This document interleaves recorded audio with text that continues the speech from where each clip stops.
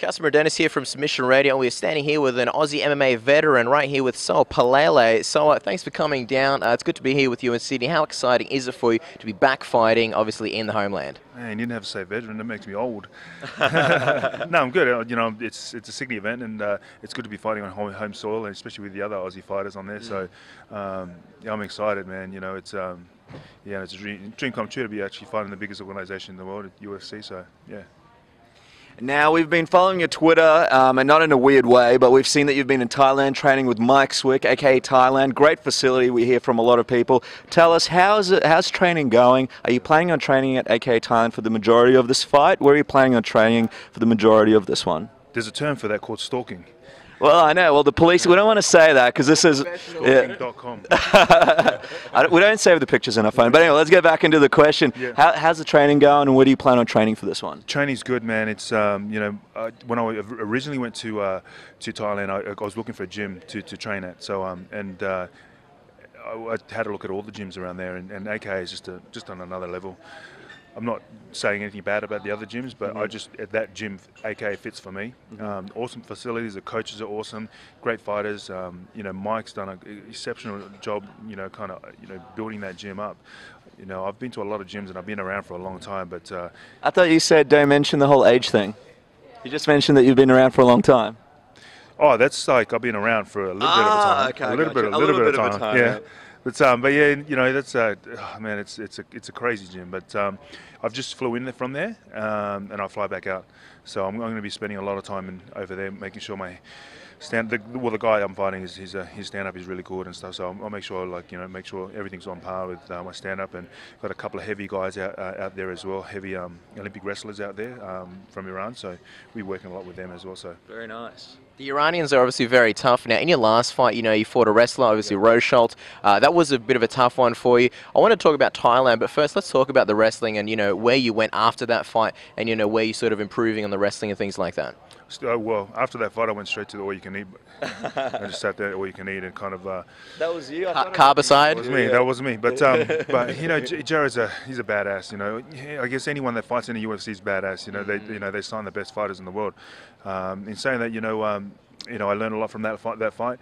I came straight, you know, not far along from when I fought in Cincinnati, so I didn't really get a good chance to actually go to a good wrestling camp, to actually, you know, get a lot of wrestlers to train with. So, you know, saying that, you know, we go forward and we move on to the next one, and this is the next one that's on the card. So I'm not taking any chances with this.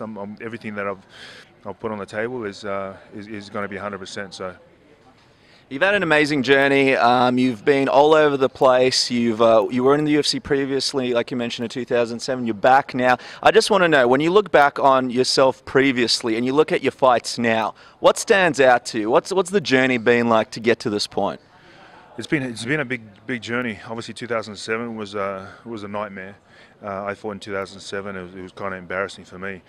Embarrassing for anyone to watch, but and I don't blame him. And I got cut from the UFC, which is a sad point, and I'm glad I got cut because you know, I got depressed after that and sat on the couch and ate ice creams and McDonald's and pancakes and you name it. I was like us. 3 o'clock in the morning. I was hitting the Pizza Huts and stuff. So and then I snapped out of it. In the last 3 to 4 years, I think I've just been pushing. And came into the UFC with, you know, I think it was a 9 straight win, and then fought, you know, in the UFC and kind of got my 3 wins up, and obviously a disappointing loss with my last one. But you know, I've learned from the last one to never lose again. So I'm going to make sure that I never lose again, and I'm here in the UFC to stay. So I want to make sure that I cement myself in the UFC. You know, I want to be top 10. I want to, you know, eventually one day go for that belt. But you know, and put Australia on the map.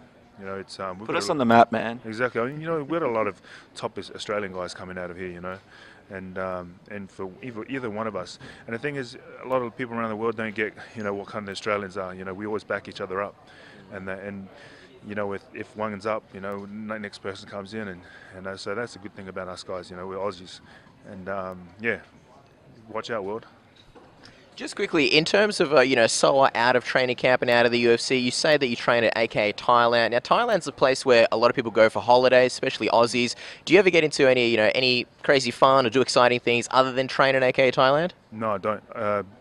The good thing about this place is, you know, everyone there is there to train. You do have things where you can go on the weekends and just, you know, have a look at sightseeing and stuff like that. But you know, I train and then you're so exhausted after training, you just come back to the hotel and eat and then sleep, then go back to another session, and you just sweat. You sweat, and then it's just amazing. And then the view you get, you're running up hills, you're doing crazy stuff over there, and this is the stuff where Mike has bought from AKA over in California, where you know Kane and all, you know, Daniel Cormier and all that are doing over there is exactly what we're doing in AKA, you know. So it's like crazy, and yeah, you know, and I'm, you know, thankful for Mike for having me at his, you know, at his camp. Now, so before we wrap this up, we want a prediction. You're going to be fighting in Sydney November 8th. The Australian MMA community can't wait. But how is your fight finishing? How do you predict this one going? Well, we're both explosive. Daniel's an explosive fighter. I'm an explosive fighter. You know, so I don't think this fight's going to go past the first round. One of them is going to get knocked out.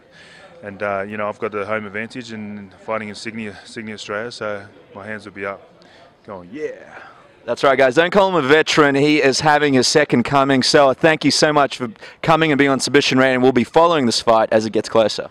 October 16th, guys, my movie's coming out, Son of a Gun, starring Ewan McGregor, Matty Nable, and Brennan Thwaites. So it's going to be a good movie. October 16th, coming out in cinemas.